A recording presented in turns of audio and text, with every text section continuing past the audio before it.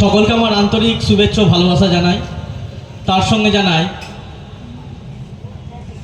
নসরতদা এবং সিরাজুদ্দাকে, আর সকল বইমেলার সদস্যদের আমার প্রণাম ও ভালোবাসা। আমার সামনে এবং পিছনে যে সকল গুণীজন উপস্থিত আছেন তাদেরও আমার ভালোবাসা জানাই।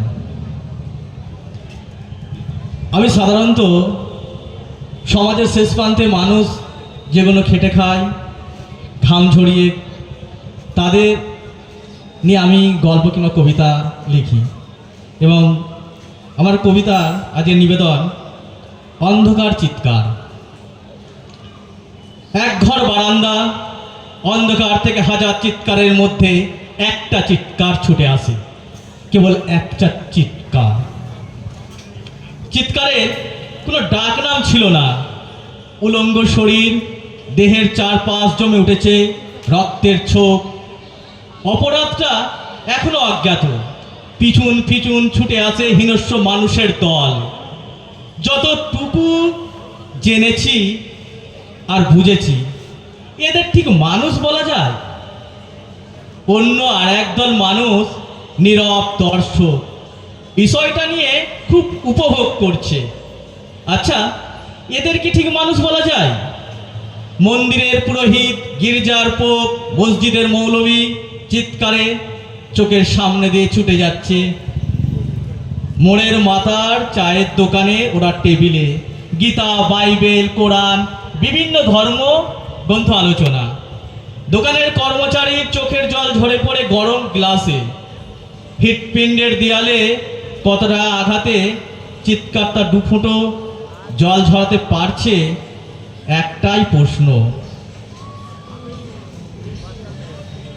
দেবতার মন্দিরে কি দেবতা আছে? রক্ষকের ছদ্মবেশে ওখানে ভক্ষ করে বাসা বাঁধে আজ। দিন আনা দিন খাওয়া মূর্খ চাষির দল, পথের ভিখারি, দোকানের কর্মচারী, কুলি মজুর, নির্বাসনে যারা সমাজের শেষ প্রান্তে। এদের কোনো উচ্চবিদ্যা থাকে না, এদের কোনো স্বাধীনতা নেই। এরা জীবনের লড়াইটা ভালো বোঝে। বেশ কিছুদিন মর্মভেদী চিৎকারটা আস্তানা খুঁজে বেড়ালো, কিছুই জুটল না। হ্যাঁ, বলা হয়নি ক্ষুধার্তের অভাবে বেঁচে থাকার স্বাধীনতা লড়াইয়ে সেটা ছিল নিষিদ্ধ পল্লীর চিৎকার। অবশেষে অনেক পথ সামনে, অনেক পথ পিছনে, আস্তে আস্তে চিৎকারটা দম বন্ধ হয়ে আসে। কোথায় যেন পড়ন্ত বেলা রোদ্দুরের সঙ্গে মিশে গেল। সংসারে আর সন্তানের সুখ চেয়েছিল, এটাই কি অপরাধ? সম্মুখে জনতার ভিড়, জনতার ভিড়। হ্যাঁ, তোমাদের বলছি, আমার হাজার প্রশ্নের মধ্যে একটাই প্রশ্ন। আচ্ছা, তোমরা বলো, এটা কি তাদের অপরাধ ছিল? নমস্কার।